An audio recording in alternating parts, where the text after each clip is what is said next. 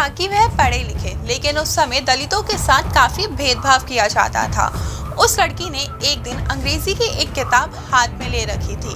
तभी उसके पिता ने देख लिया और किताब को लेकर फेंक दिया। इसके बाद उसके पिता ने कहा कि शिक्षा सिर्फ उच्च जाति के पुरुष ही ग्रहण कर सकते हैं।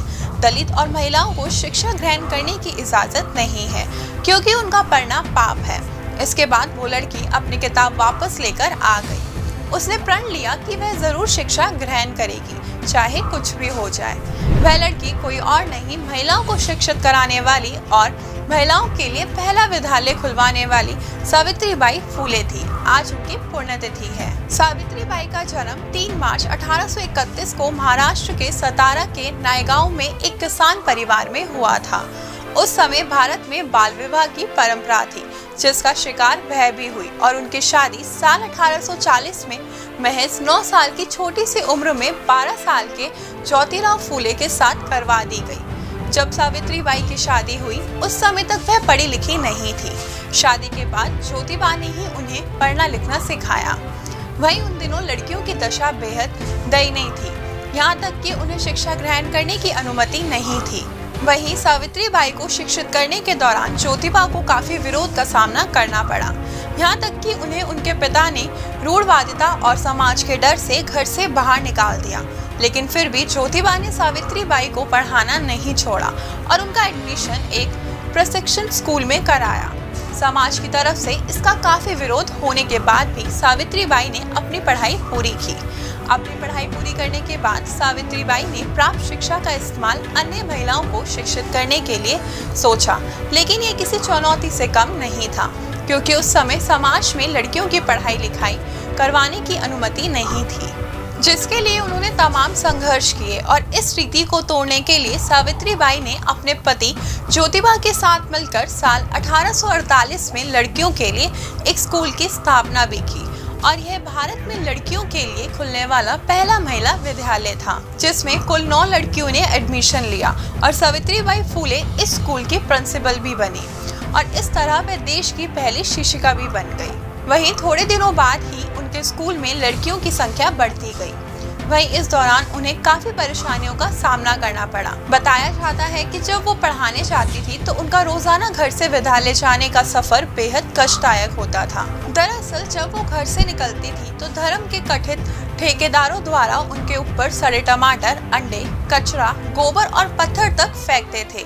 यही नहीं, उन्हें गालियां देते थे और उन्हें जान से मारने की धमकियां भी देते थे। लेकिन सावित्रीबाई ये सब चुपचाप सहती रही और महिलाओं को शिक्षा दिलवाने और उनके हक दिलवाने के लिए पूरी हिम्मत और आत्मविश्वास के साथ डटी रही।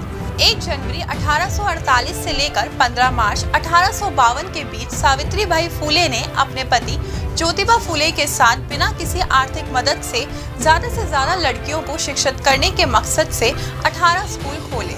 वहीं शिक्षा के क्षेत्र में सावित्रीबाई फूले और ज्योतिबा फूले के महत्वपूर्ण योगदान को देखते हुए ब्रिटिश सरकार के शिक्षा विभाग ने उन्हें 16 नवंबर 1852 को उन्हें शॉल भेंट कर सम्मानित भी किया। सावित्रीबाई फूले ने न केवल महिला की शिक्षा पर ही ध्यान नहीं दिया, बल्कि स्त्रियों की दशा सुधारने के लिए भी उन्होंने कई महत्वपूर्ण काम किए।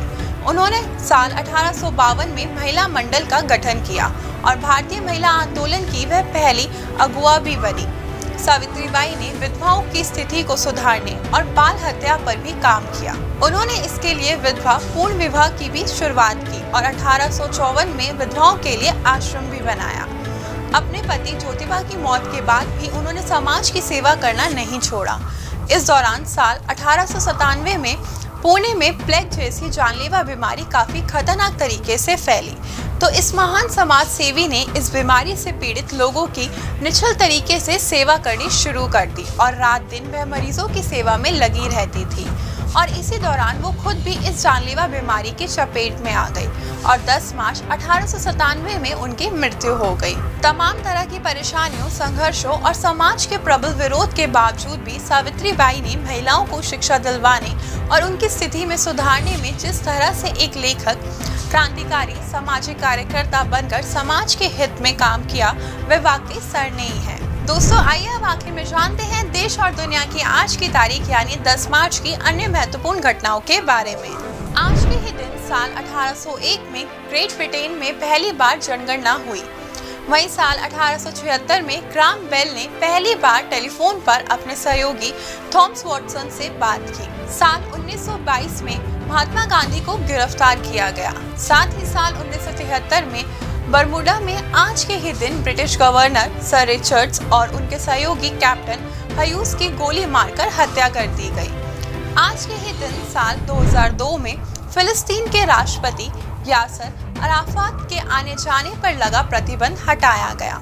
वहीं साल 2006 में पाकिस्तान के शहर क्वेटा में हुए बारूदी सुरंग ब्लास्ट में 26 लोग मारे गए। दोस्तों, अगर आपको हमारा ये वीडियो पसंद आया हो तो इसे दोस्तों के साथ भी जरूर शेयर करें, और अगर आपके पास हमारे लिए कोई सवाल है तो उसे कमेंट में लिखकर हमें जरूर बताएं। आपसे जल्दी मुलाकात होगी इस सीरीज के अगले एपिसोड के साथ। देखते रहिए प्रभात एग्जाम। नमस्कार।